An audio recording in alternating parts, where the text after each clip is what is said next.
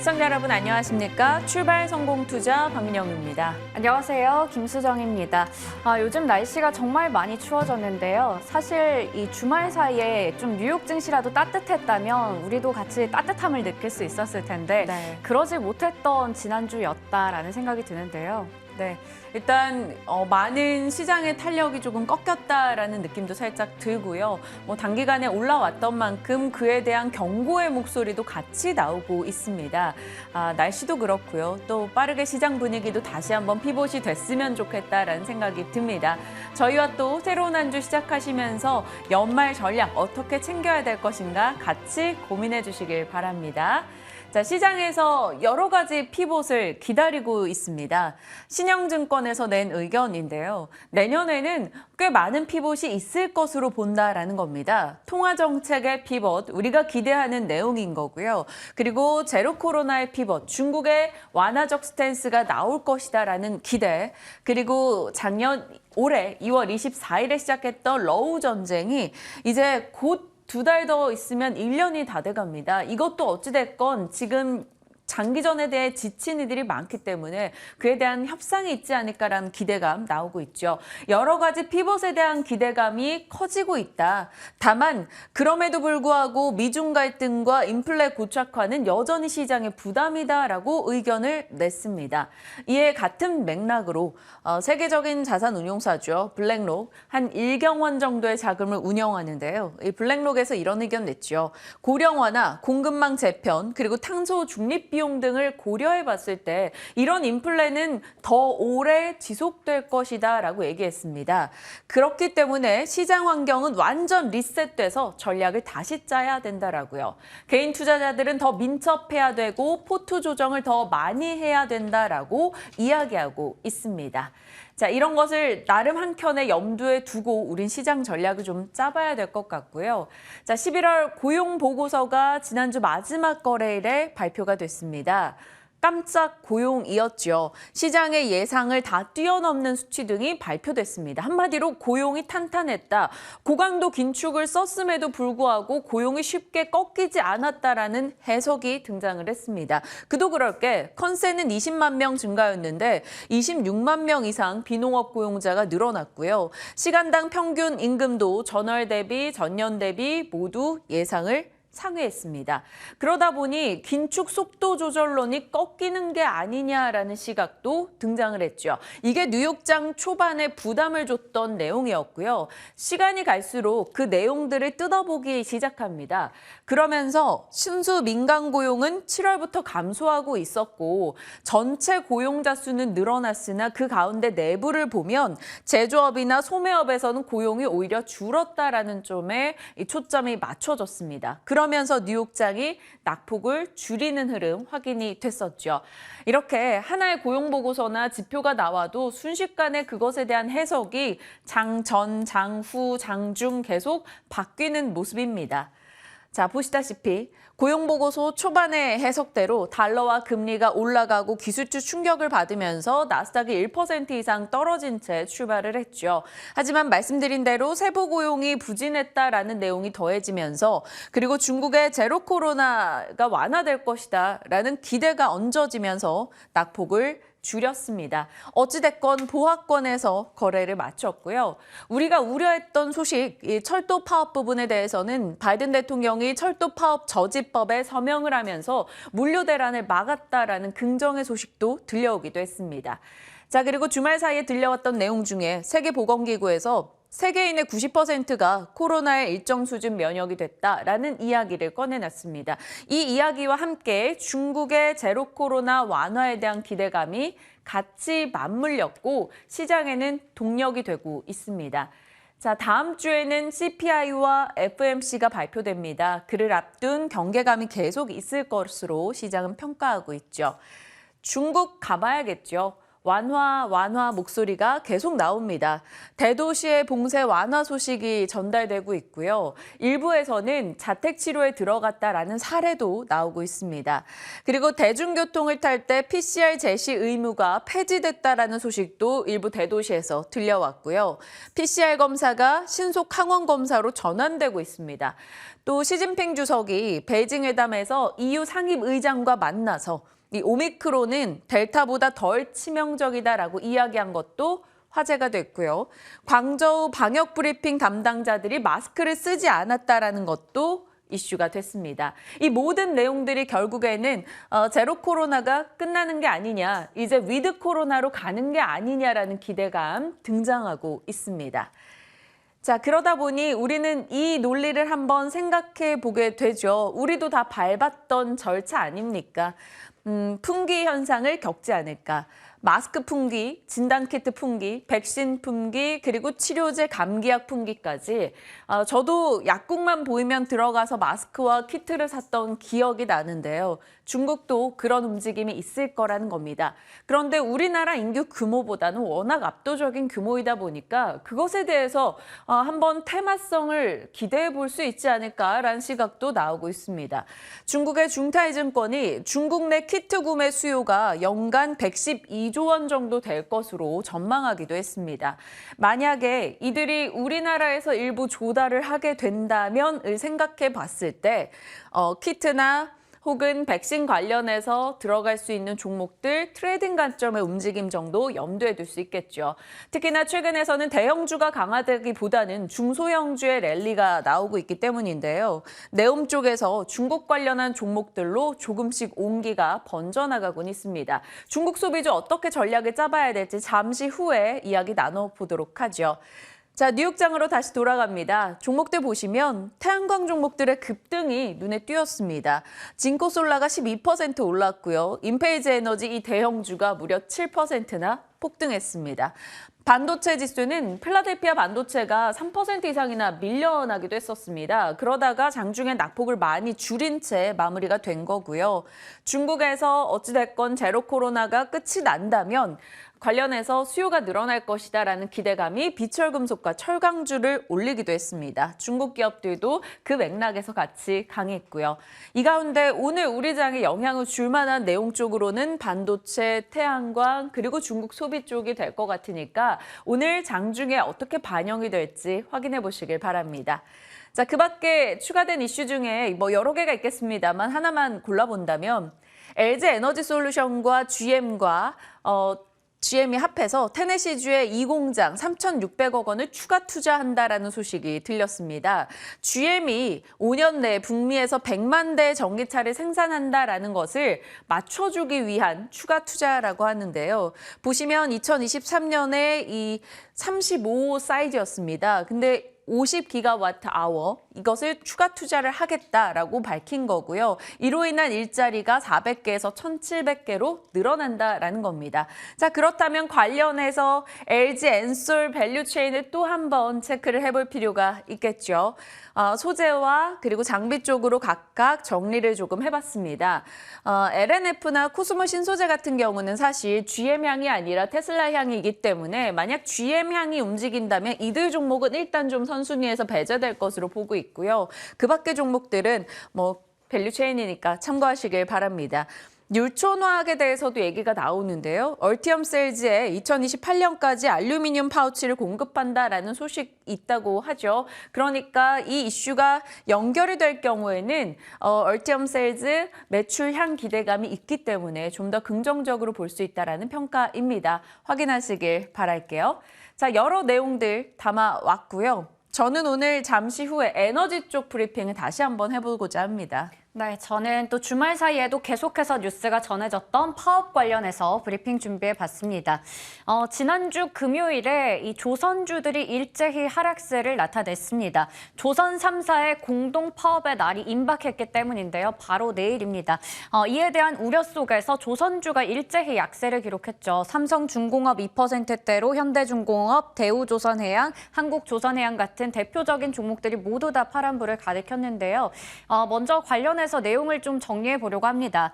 지금 화물연대 총파업이 오늘로 12일째를 맞아가면서 계속해서 길어지고 있는 상황인데요.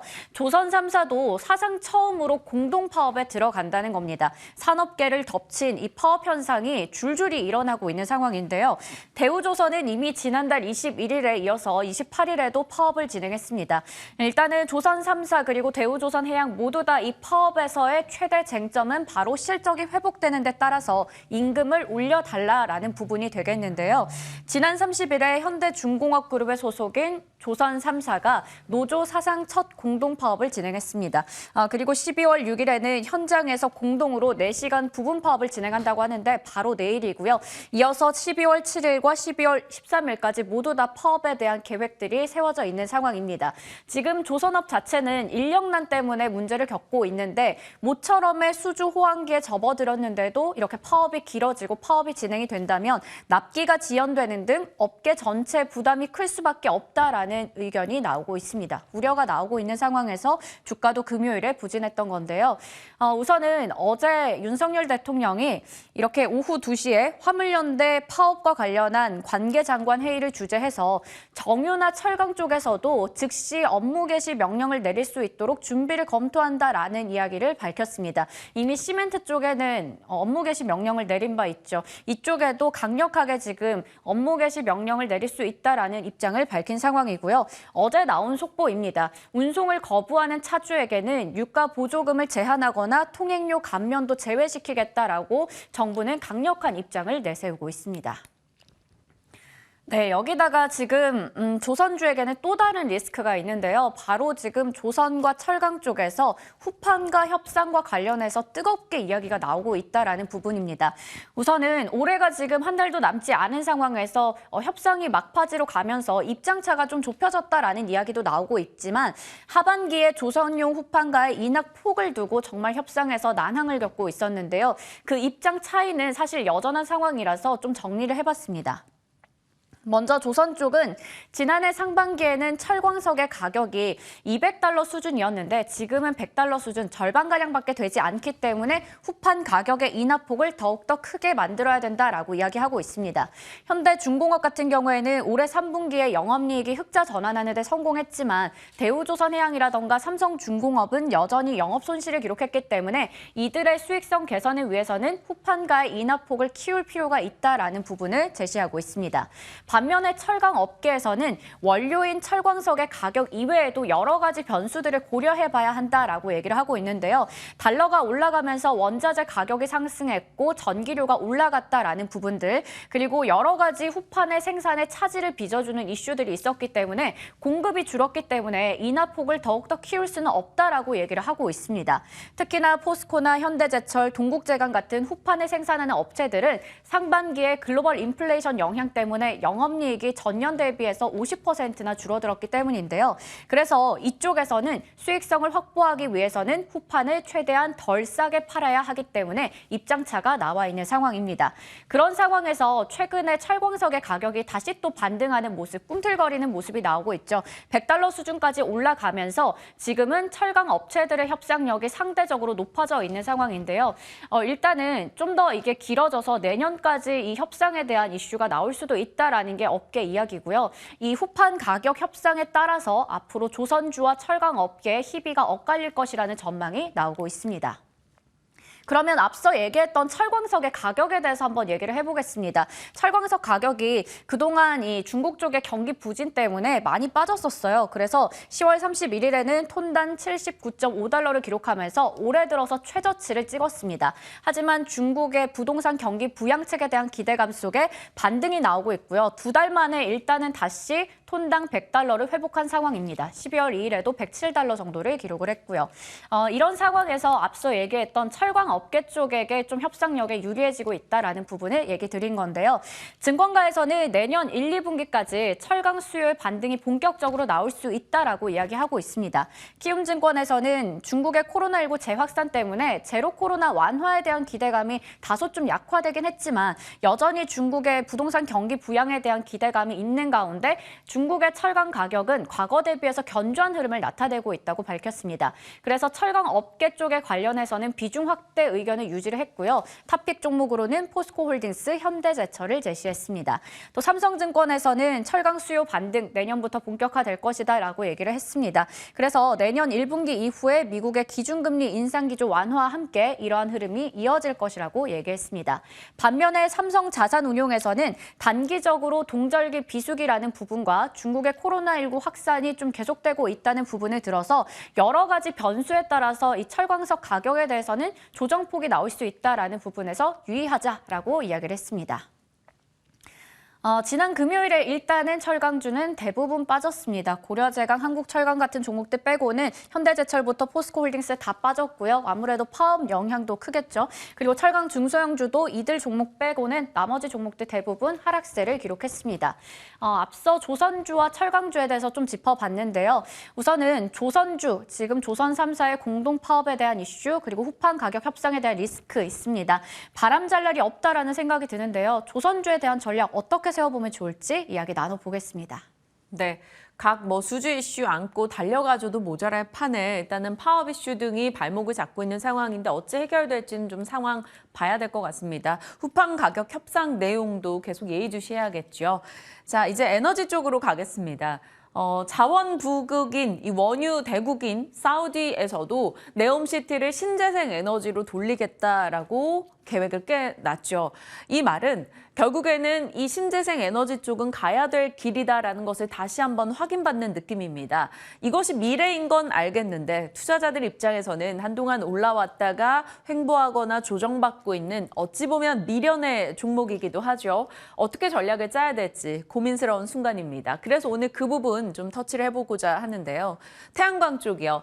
미국에서 태양광 종목들이 너무나 좋은 흐름을 나왔던 지난 마지막 거래일이었습니다. 미국 상무부의 예비 판정 결과가 있었는데요. 그동안 중국의 제품들을 동남아 쪽으로 해서 우회 수출한 기업들을 골라내겠다라는 의견을 계속 내놨던 바가 있었습니다. 총 8곳을 의심했고요. 그중에 4곳은 우회 수출한 것으로 판정이 내려졌죠. 그리고 나머지 4곳에 대해서는 아니었다라는 이 결과가 나왔습니다. 그래서 관세부가 면제를 받은 4곳, 한화큐셀과 진코솔라 등이 포함되어 있었는데요. 진코솔라가 급등이 나왔었죠. 그렇다면 한화큐셀 관련해서 국내 또 하나 쪽 태양광주를 점검해야 되나라는 생각이 들었습니다. 그리고 계속 인플레이션 감축법 논란이 많습니다. 미국에서는 이중적 태도를 취하고 있어요. 바이든 대통령은 한국의 고민을 이해한다라고 이야기했습니다만 백악관 측에서는 법 개정 안 할 거다. 올해 안에 협의로 해결할 거다 의견을 냈죠. 기존의 내용이 고수가 된다면 결국에는 태양광, 풍력 혹은 배터리 소재 쪽은 여전히 긍정의 시각을 더 가져갈 수 있을 겁니다. 인페이즈 에너지가 유럽에서 마이크로 인버터 출시 소식에 급등이 있었던 만큼 오늘 태양광주 여러 이슈 속에 다시 갈 수 있을지 점검이 필요하고요. 풍력 쪽도 이슈는 계속 나옵니다. 프랑스의 해상풍력이 시작이 됐는데요. EU 내에서 전력 대국으로 꼽히는 프랑스입니다. 그동안은 원전 중심이었는데 해상풍력으로 이제 투자를 집중 가하게 된다면 CS윈드와 같은 업체들 충분히 더 매력적이다라는 의견이 나옵니다. CS윈드는 사실 시장이 쉴 때도 그렇게 쉬지 않았어요. 최근에 한 4거래일 정도 빠지긴 했습니다만 그 낙폭이 그리 크진 않습니다. 최근 하반기 상승률을 놓고 봐도 한 30% 정도 올라와 있었고요. 유럽의 해상풍력 설치량도 매년 급증할 것으로 시장은 예상하고 있습니다. 그렇다면 CS윈드 요 며칠 빠진 것이 조정시 매수 관점이 될 것인가 잠시 후 전략 챙길 겁니다. 그리고 울산 앞바다로 해상풍력 발전해서 관련 투자가 굉장히 많이 늘어나고 있다고 합니다. 그러면서 세계적인 업체들이 돈을 들고 쫓아오고 있는 형국이라고 하는데요. 그럼 해상풍력 관련해서 종목들 체크가 필요한지도 확인해야겠죠. 자, 그리고 신재생만 지금 이슈가 되는 건 아니니까요. 정유, 유가 관련한 이야기 다뤄봅니다. EU에서 러시아 원유 상한 배럴당 60달러로 최종 합의가 됐고 바로 5일부터 시행이 됩니다. 그리고 러시아 측에서는 이에 즉각적으로 반발하며 석유 공급 중단 방침을 시사하기도 했죠. 유가를 내릴 만한 요소와 올릴 만한 요소가 계속 엇갈리고 있는 상황이고요. 그런 가운데 어젯밤에 전달된 내용입니다. 오펙 플러스에서는 산유량을 동결했다. 기존의 200만 배럴 감산으로 최종 결정이 났다라고 했죠. 또 미국에서는 계속 전략 비축유를 풀고 있다 보니까 이게 좀 동나고 있는 상황인 것 같아요. 64주 연속해서 전략 비축유가 줄어들고 있다고 합니다. 그리고 국내에서는 파업 이슈로 인해서 휘발유가 품절되는 주유소들이 곳곳 늘어나고 있다는 점. 과연 우리나라 정유주에는 어떤 방향을 설정해야 될지 고민이 필요한 시점 같아요. 에너지주 잠시 후 전략 챙깁니다. 네, 이어서 가나 안 가나로 좀 주의해봐야 될 이슈가 있어서 가지고 왔습니다. 지금 식약처에서 제테마 한국 BMI, 한국 BNC가 이렇게 보톨리눔 톡신에 대해서 품목 허가 취소를 내렸는데요. 이쪽이 수출용 제품인데 그런데 이걸 국가 출하의 승인을 받지 않고 국내에서 판매했다라는 부분에 대해서 이렇게 품목 허가 취소가 결정이 내려졌습니다.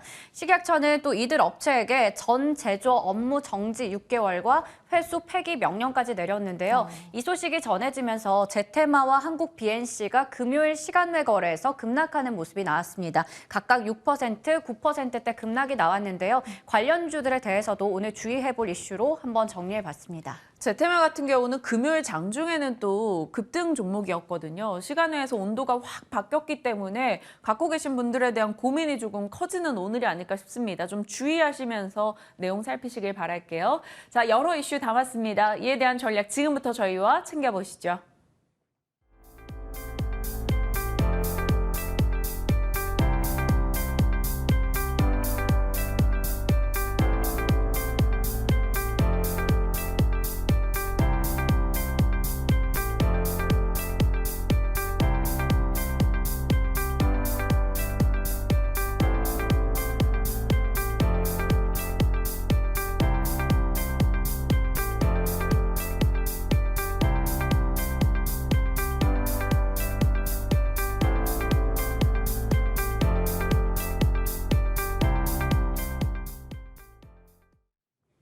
한 주 시작하는 월요일입니다. 그리고 연간으로 봤을 때는 또 연말 전략을 세워야 되는 시점이죠. 유창희 대표님과 풀어가겠습니다. 어서 오세요. 안녕하십니까. 네.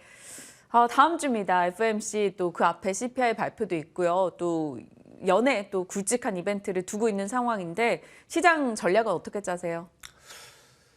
전 뭐 계속 조금 현금 비중을 확보하자라는 맞아요. 그렇게 전략이기 말씀 때문에 주셨죠. 뭐 오르든 떨어지든 현금 비중은 계속 좀 늘려갔으면 좋겠어요. 뭐 연말 산타랠리가 나온다고 해서 뭐 얼마 나올지는 잘 모르겠어요. 그러니까 뭐 그런 얘기가 있잖아요.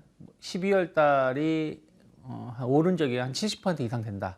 근데 그 오르는 폭은 1.6% 평균. 그럼 의미가 없죠. 한마디로 종목별 장세이기 때문에 이걸 잘할 수 있는 분이면 모르겠지만 그게 아니신 분들은 저는 현금 비중을 계속 높이자.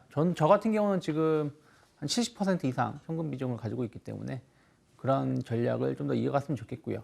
다만 이제 지금 기승전 중국인 것 같아요. 최근에 한 2주 동안 보면 중국이 계속 부분 봉쇄 해제에 대한 어떤 기대감들이 계속 커지고 있고 지난 금요일 같은 경우도 그 차이나 드래곤 ETF가 엄청 많이 올랐어요. 항생지수도 야간에서 시간에서 상당히 좀 많이 올랐고 그래서 그런 것들이 증시에 조금 오늘 좀 긍정적인 방향을 일으킬 수 있을지를 좀 지켜보면서 대응하시면 좋겠고요.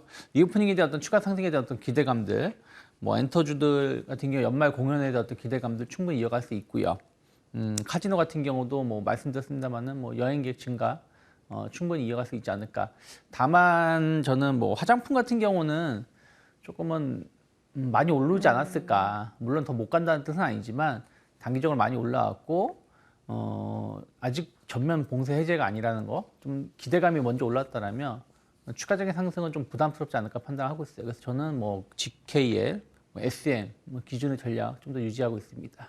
기존에 말씀 주셨던 GKL과 SM에 대해서 긍정의 시각 확인을 해주신 거고요. 화장품주에 대해서는 조금 보수적 관점으로 이제는 방향 선회를 해주셨습니다. 차익스픽 종목 중에 호텔신라도 들어가 있거든요. 네.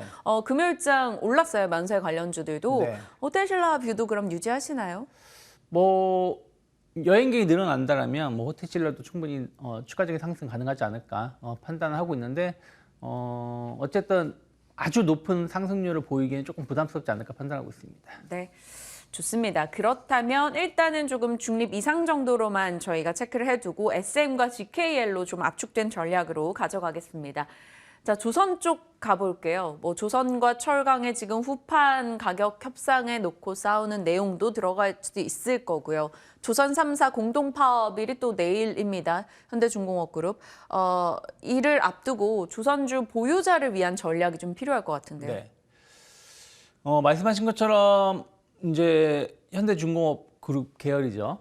세 개 기업이 모두 전면 파업 가능성이 지금 얘기가 좀 나오고 있고요. 뭐 사측하고 노사 간의 지금 협상이 완전히 좀 극명하게 갈리고 있습니다. 기본 상여급서부터 시작을 해서 대우조선해양도 쉽지 않은 분위기고요. 전체적으로 봤을 때 조금 이제 원래는 여름에 이런 이슈들이 많은데 지금은 상당히 좀 길어지고 있는 것 같아요. 그래서 해를 넘길 가능성도 있지 않을까 판단하고 있고요.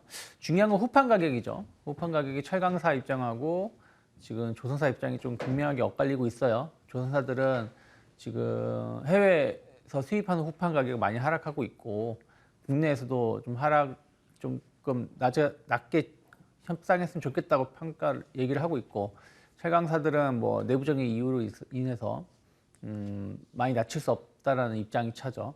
그래서 이것도 지금 해결이 안 되고 있습니다. 전체적 분위기가 조선사들의 실적이 조금은 지연될 수 있는, 위축될 수 있는 요소가 있지 않나 판단을 좀 하고 있고요.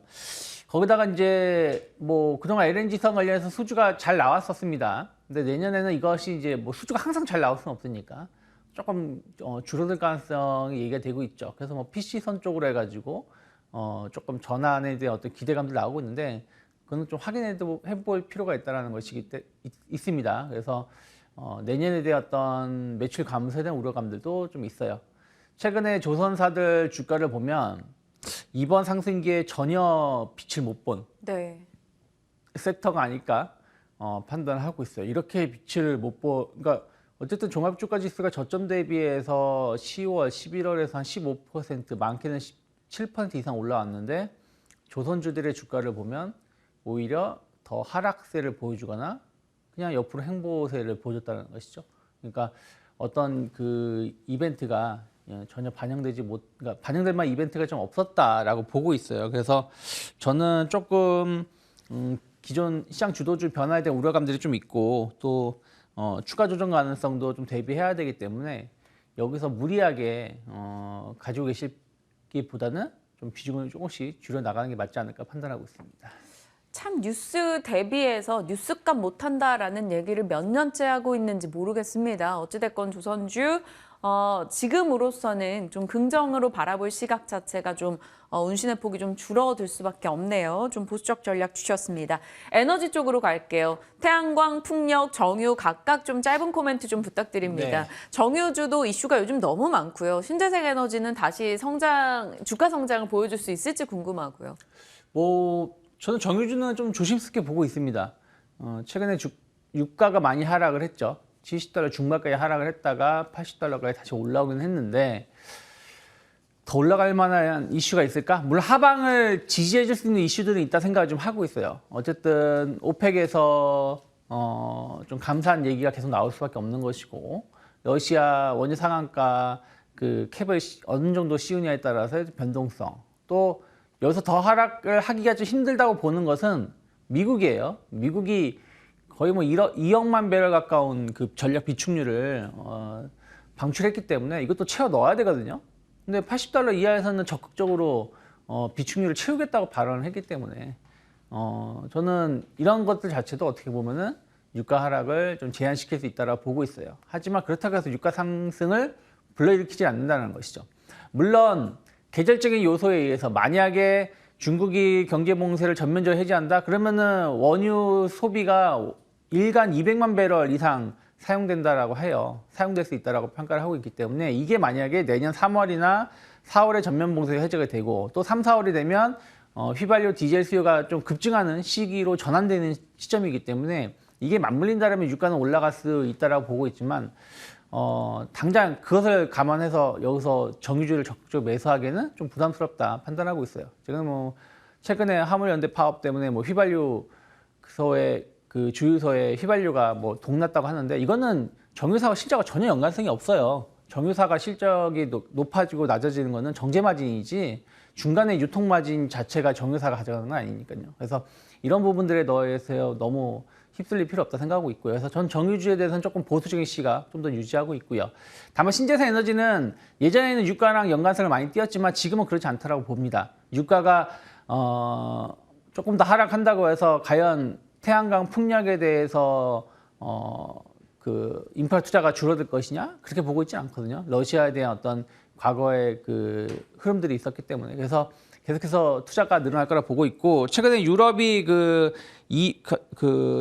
풍력 신재생 에너지 관련해 가지고 그 긴급 승인 조치 합의를 좀 했죠. 그러니까 좀 패스트 트랙으로 가겠다라는 거예요. 그래서 조금 그 규제라든지 설치할 수 있는 걸 좀 더 빨리 할 수 있게끔 하는 것이기 때문에 이와 관련해서 CS 윈드 충분히 저는 중장기적으로 수혜를 입을 수 있다라고 생각하고 있고요. CS 윈드는 참 잘 올라왔거든요. 요 며칠 뭐 약조정 받은 상황인데 네. 그럼에도 불구하고 추가 상승 가능하다. 증권가는 한 12만 원까지 일단 목표가를 냈어요. 네, 뭐 지금 대장주가 풍력이고 또 CS 윈드가 그 역할을 해주고 있기 때문에 약간 조정이 나온다고 하더라도 좀 지켜볼 수 있는 종목군 중에 하나다 생각하고 있고요.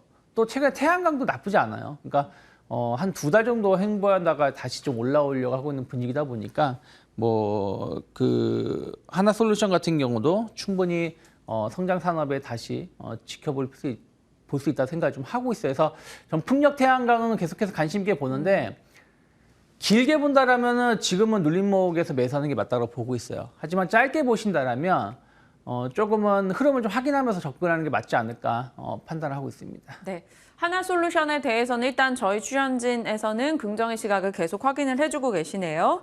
자, 차이스픽 갑니다. 미용 의료기기 성수기, 북미에 이어서 남미 수출 급증. 사실 미용 의료기기도 금요일에 일부 올랐는데 그건 또 중국향 영향이지 네. 않을까 생각이 드는데요. 뭐 클래시스도 있고, 뭐 덴티움이나 오스템 임플란트 이런 쪽도 있을 텐데 어느 쪽이에요?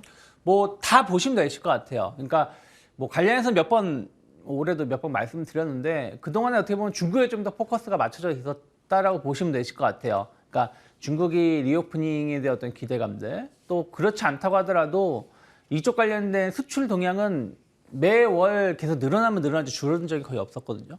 그런데 주가 자체는 그렇게 많이 못 갔어요. 결국 중국의 의존도가 높았기 때문에 좀 중국 분위기에 따라서 좀 희비가 좀 엇갈렸었다라고 좀 보고 있는데 11월에도 보시면 미용 의료기기 관련해서의 수출이 엄청나게 늘어났습니다. 특히 북미 쪽하고 뭐 브라질, 남미 관련해서 수출이 좀 급증을 했다고 합니다. 계절적으로 수요가 늘어날 수 있는 시즌이라고 해요. 저는 잘 모르지만 좀 미용 관련된 시술은 좀 겨울에 좀 그래요. 많이 저도 하지 않나요? 왜냐면은 그 여름 같은 게 외부 활동을 많이 안 해야 되니까 이게 한번 그 시술하면 최소 2, 3주 정도는 이런 자외선 같은 걸 피해야 된다라고 하더라고요. 그래서 이런 부분들 때문에 좀 수요가 좀 많았다라고 하는데 이 미용 의료기 관련해서 우리나라 기업들이 제품 상당히 좋은 것 같습니다. 엄청나게 판매가 잘 이루어지고 있고요. 거기다가 임플란트 같은 경우도 예전에는 그냥 좀 노년층의 치아 어떤 관련해서의 어떤 시술 이런 게 많았다면 지금은 미용 임플란트 수요도 많이 늘어나고 있는 부분들이 좀 있어요. 그런 측면에서 보신다라면 좀 외국인들도 안정적인 수급이 계속 유입되고 있기 때문에 뭐 클래시스 충분히 추가적인 상승 가능하고 오스테 임플란트도 조금 그 매출 1조 돌파에 대한 어떤 기대감들 나오고 있고요. 대장주는 원택인 것 같아요. 원택이 최근에 주가가 엄청나게 오르고 있는데 근데 여기서 더 갈 것 같은데 좀 각도는 좀 부담스러운 건 사실이거든요. 저점 대비해서 거의 100% 가까이 올라 상승을 했기 때문에 일단 원택이라든지 이런 부분들도 조금은 지켜보시되 좀 비중 조절을 좀 하시면서 접근하면 좋지 않을까 판단하고 있습니다. 원택 많이 올랐네요. 네. 저런 거 진작 말씀 주시죠. 그러게요. 죄송해요. 지금 말씀 주신 것만으로도 사실 저희는 뭐 진즉에 투자 포인트를 미용 의료기기로는 받아왔었고요. 원택 또 추가적으로 언급 주셨습니다. 체크하시길 바랄게요. 전 남미 수출 브라질 얘기하셔서 또 움찔했던 게 내일 또 경기가 있다 보니까 우리 기기 많이 쓰고 축구는 저희가 이겼으면 좋겠네요. 자, 오늘 유창희 대표님과 전략 챙겼습니다. 고맙습니다. 고맙습니다.